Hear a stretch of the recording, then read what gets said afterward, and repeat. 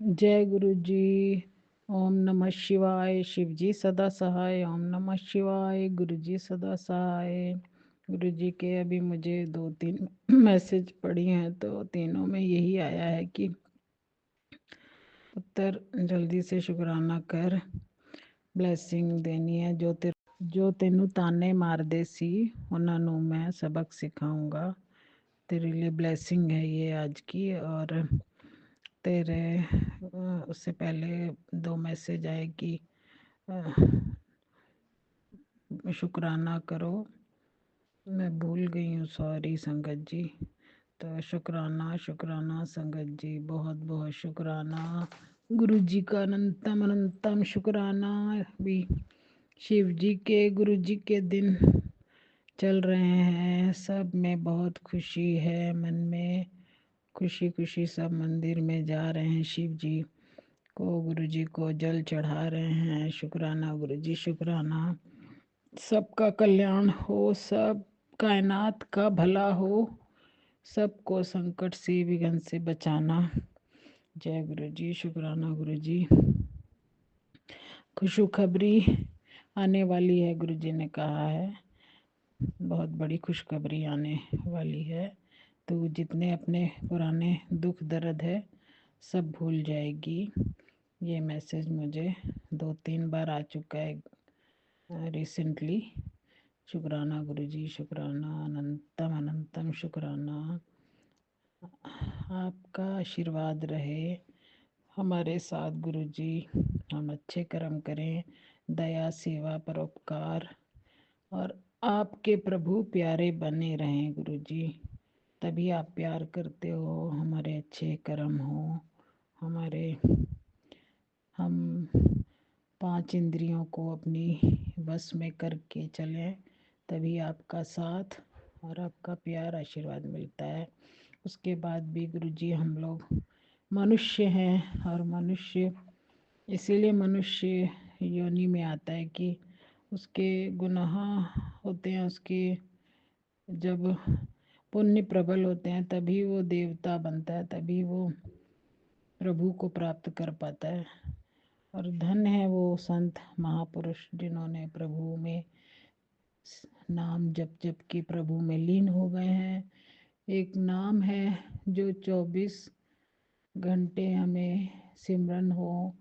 तो हमारे संत बाबा जी से सुना था कि जो जैसे पानी जब अंदर से नहीं निकलता तो ऊपर से वो हैंड पंप में डालना पड़ता है और फिर वो निकल आता है। ऐसे ही शुरू में हमें पहले नाम को जपना पड़ता है बहुत।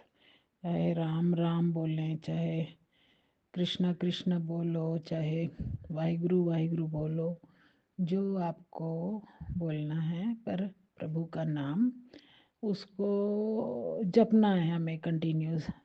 और जब हम जपते हैं तो फिर वो उनकी कृपा होती है कि वो कहते हैं ना, साचे नाम की लागे भूख।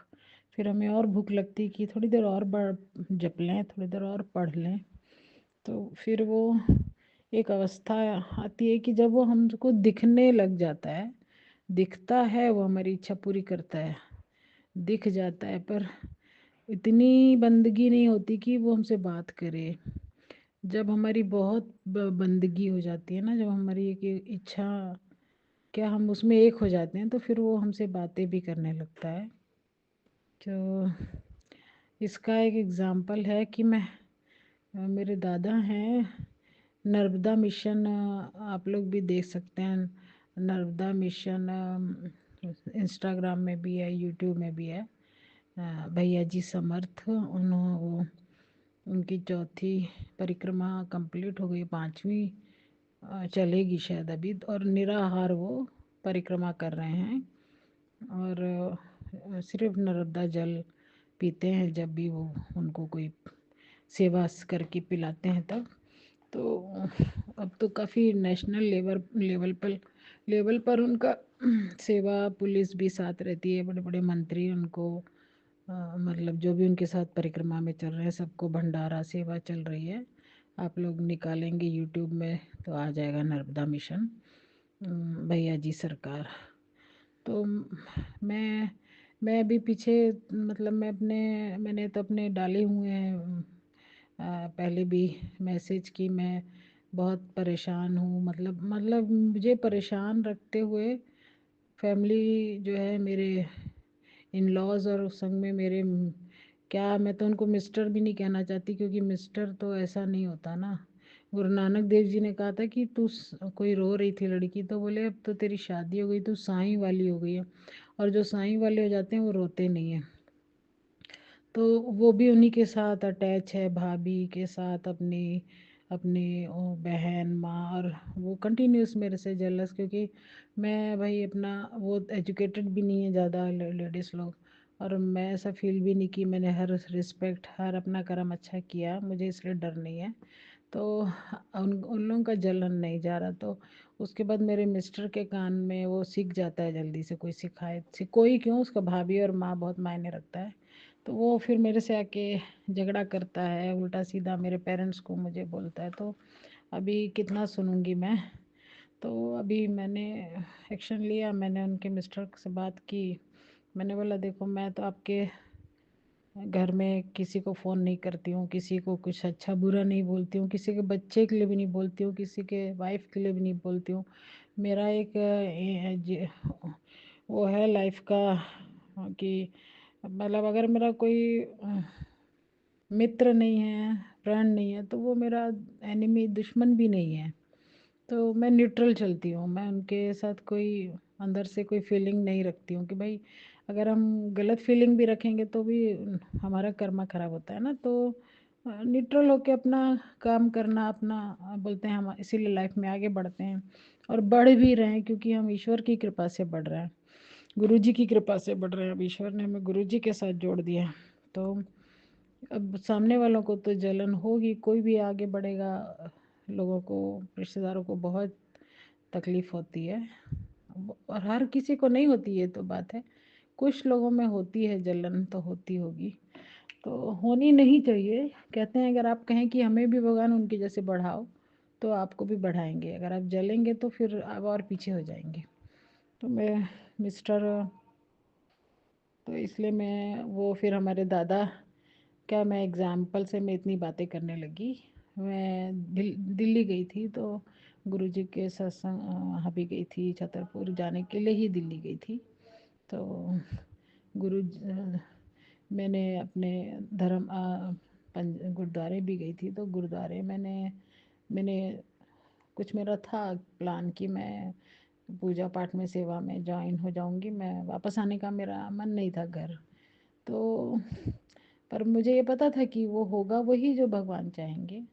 और मैं अभी जैसा दुनिया में चल रहा है, मैं इतनी जल्दी कोई स्टेप खुद अकेले लेती भी नहीं हूँ, डिपेंड रहती हूँ। बेटा मेरा उबर बुक कर दो बेटा, मैं वापस आऊँगी ऐसे करके। और अकेले सोचो कि दिल्ली में मैं 50+ हूँ, इधर उधर दौड़ूँ तो मुझे नहीं हो पाएगा।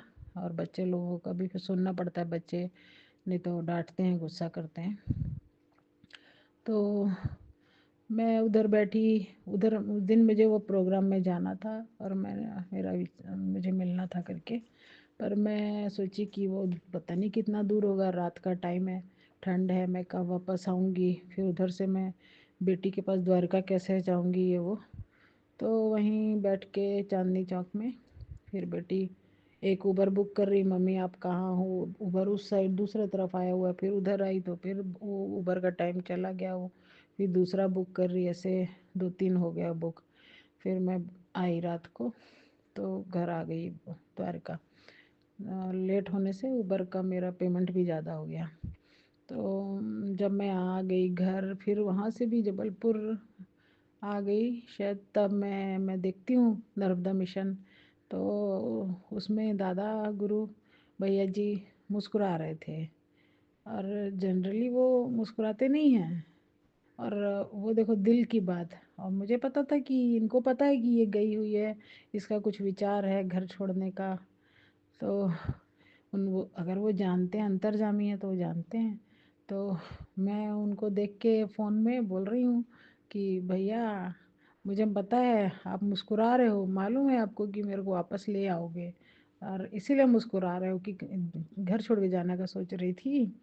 तो फिर उसके बाद वो जान गए कि हमने उनको जवाब दिया है।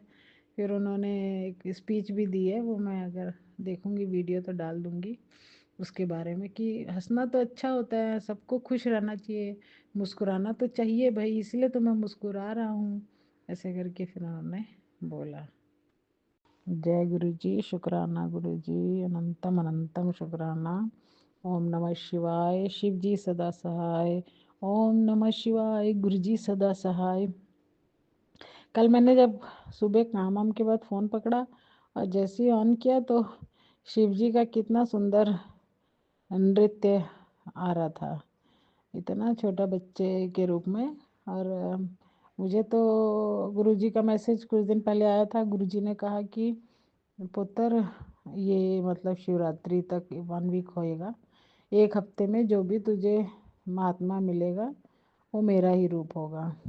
तो मैं तो खैर बाहर कम ही जाती हूँ, घर में ही हूँ, मैं बाहर कम ही जाती हूँ। तो मैं बोली गुरुजी, मुझे तो आप इसी रूप में मिल गए हो, क्योंकि शिव जी भी हैं और इनसे बड़ा कौन भगवान देवता महात्मा है।